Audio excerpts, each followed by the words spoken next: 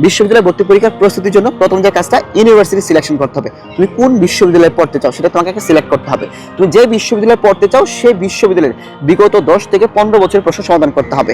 তারপর যে কাজটা করতে হবে, বিগত 10-15 বছরের প্রশ্ন যে সমাধান করলা, ওই প্রশ্ন সমাধান করার ক্ষেত্রে তুমি খেয়াল করেছো যে কোন কোন টপিকগুলো থেকে ওই বিশ্ববিদ্যালয় সবথেকে বেশি গুরুত্ব দেয়।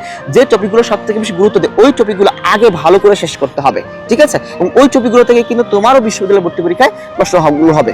তারপর যে কাজটা করতে হবে, ওই টপিকগুলো যখন বেসিক থেকে পড়বা, শুধু পড়লে হবে না, বেসিক থেকে টপিকগুলো পড়ার পর ওই টপিকগুলো বিগত বছরের প্রশ্নগুলো সমাধান করবা। এক্ষেত্রে 2 থেকে 300 এমসিকিউ মাস্ট তুমি সলভ করবা।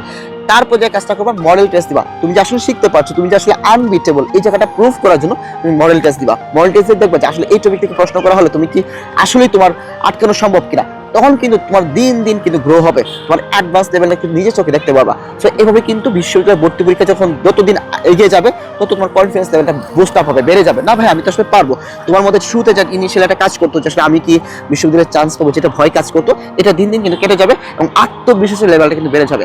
আর আমি তোমার শুরু ভাইয়া সবসময় একটা কথা বলি যে ঢাকা বিশ্ববিদ্যালয়ে চান্স পাওয়া সব থেকে সহজ। ইনশাল্লাহ তোমার সাথে আমার ঢাকা বিশ্ববিদ্যালয়ের ক্যাম্পাসে দেখা হবে, আর তখন তোমার পরিচয় হবে তুমি একজন জাবিয়ান।